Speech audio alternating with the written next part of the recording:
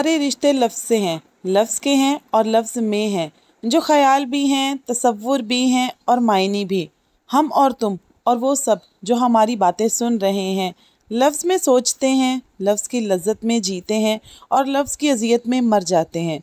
हम लफ्ज़ों में ही मिलते हैं और लफ्ज़ों में ही बिछड़ जाते हैं, लफ्ज़ ही अपनाते हैं और लफ्ज़ में ही गवाते हैं। अस्सलाम वालेकुम, welcome back to my channel. कैसे हैं आप सब? उम्मीद करती हूँ खैरियत से होंगे, जहाँ होंगे हिफ्ज़ मान के साथ होंगे। मैं भी अल्लाह का शुक्र है बिल्कुल ठीक हूँ आपकी दुआ से। तो लो जी, लफ्ज़ों से भरपूर मैं अपना व्लॉग लेकर आ गई हूँ। आप लोग मेरे रूम को बहुत ज़्यादा मिस कर रहे थे, मुझे कमेंट्स कर रहे थे कि आप अपना रूम काफ़ी दिन से नहीं दिखा रही हैं। तो सच्ची गल ये है कि अपने रूम में तो मैं खुद भी बहुत ज़्यादा दिन के बाद आई हूँ। जैसा कि आप लोगों को पता है कि मेरा रूम धूप के बिल्कुल सामने है, तो यहाँ पर गर्मी बहुत ज़्यादा होती है, बिल्कुल तंदूर बन जाता है दोपहर के टाइम पर। तो तंदूर में बैठकर रोस्ट होने से बेहतर ये होता है कि मैं अपनी भाभी के रूम में या बैठ जाती हूँ या फिर मैं बरामदे में जाकर बैठ जाती हूँ। मैं आप लोगों को मज़े की बात बताती हूँ। जब मैं छोटी थी और ट्यूशन पढ़ने के लिए जाया करती थी, तो हमारे एक टीचर हैं, अल्लाह ताला उन्हें सेहत और तंदुरुस्ती अता फरमाए, वो मुझे अक्सर गुस्से में कहा करते थे, तेरा कार तुप्पे पाया। अब उस वक्त तो मुझे इस बात की समझ नहीं आती थी, लेकिन सर की वो दुआ कबूल हो गई और मेरा कमरा तुप्पे ही पै गया। बस यहाँ पर कोई बैठता तो है नहीं है, तो रूम में एक बार मैं इसकी सफाई करती हूँ। तो यहाँ पर जी मैंने रूम को साफ कर दिया था और ये मेरा बैग है जो मैं आजकल कॉलेज लेकर जा रही हूँ, और ये साथ में मैंने उसमें रजिस्टर डाला हुआ। और यकीन करें, इस बैग को मैंने अलादीन की जुम्बील बनाया हुआ है। इसमें मैं सब कुछ ठूस लेती हूँ और फिर बाद में मुझसे कंधे पे नहीं रखा जा रहा होता।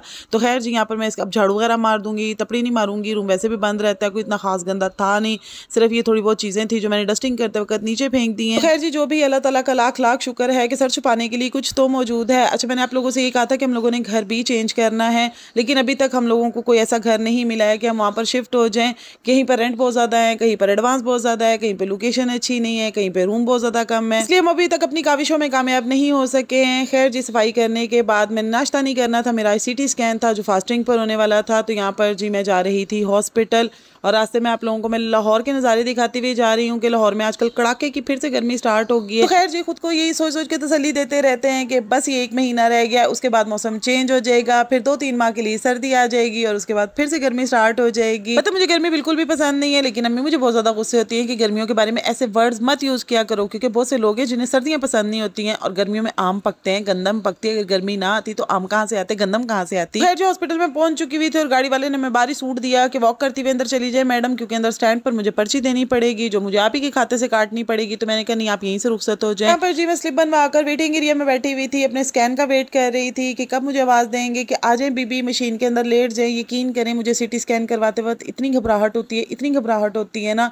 लेकिन हर 6 माह के बाद मेरा स्कैन हो रहा होता है, और जब भी मेरा स्कैन होता है ना, मेरी 2-3 दिन तक तबीयत ही ठीक नहीं हो रही होती, मुझे चक्कर आते हैं। CT स्कैन मशीन की आवाज़ होती है ना, वो 2-3 दिन तक मेरे दिमाग से ही नहीं जा रही होती है। तो अल्लाह ताला सभी बीमारों को शिफा अता फरमाए, आमीन सुम्मा आमीन, क्योंकि ये बीमारी वाले मराहिल बहुत ज़्यादा मुश्किल होते हैं। तो खैर जी, घर आकर मैं लेट गई थी और यहाँ पर मेरी भतीजी मुझसे फार्मूले लिखवा रही थी, और मैंने टुट्टी पज्जी राइटिंग के अंदर उसको फार्मूले लिख के दिए, तो खुद ही डिज़ाइनिंग कर रही थी।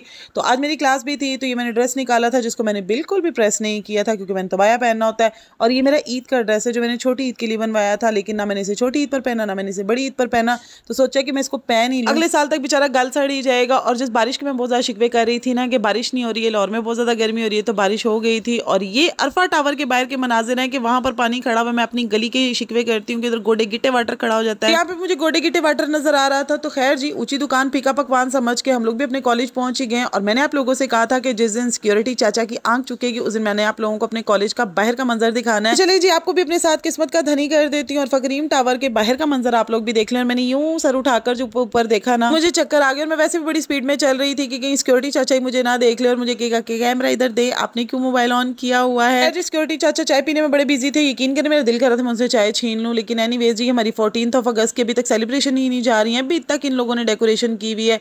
और ये है जी 10th फ्लोर से मेरी क्लास के बाहर का नज़ारा, पूरा लाहौर नजर आ रहा होता है यहाँ से। खैर जी, मैं जल्दी जल्दी आई ताकि मैं विंडो की साइड पे जो सीट है ना वहाँ पर आकर बैठ सकूँ, देख सकूँ कि आज बारिश के बाद लाहौर कितना खूबसूरत लग रहा है, नहाया धोया लग रहा है। लेकिन यहाँ पर जब मैं आकर बैठी ना, तो सिर्फ मायूसी के अलावा मेरे हाथ कुछ भी नहीं लगा। लाहौर चिकड़ो चिकड़ी लग रहा था, बल्कि साथ में जो नाला है ना वो भी नजर आ रहा था। चलें कोई बात नहीं, मुझे बदबू तो नहीं ना आ रही थी, मैं 10th फ्लोर पे बैठी थी, ये तो मेरी बचत होगी ना कि मुझे नाले की बदबू नहीं आई है। और यहाँ पर जी शाम को मैं वापस निकल रही थी, हमारी क्लास बहुत ज़्यादा लंबी हो गई थी और मैं बहुत ज़्यादा थक गई हुई थी। तो यहाँ पर मैंने अपने लिए चाय ले ली थी, बाकी मेरे सारे ग्रुप के कैफ़े में बैठ के खाना खा पी रहे थे, लेकिन मैंने सिर्फ चाय ली थी क्योंकि मैं डाइट कर रही हूँ, तो डाइट में मुझे कोई भी चीज़ अलाउ नहीं। बस जी, आपको आज का मेरा चुना मुन्ना व्लॉग कैसा लगा आप लोगों ने मुझे कमेंट सेक्शन में ज़रूर बताना। आपके प्यारे प्यारे कमेंट्स का मुझे वेट रहेगा। इजाज़त चाहती हूँ, अल्लाह हाफिज़।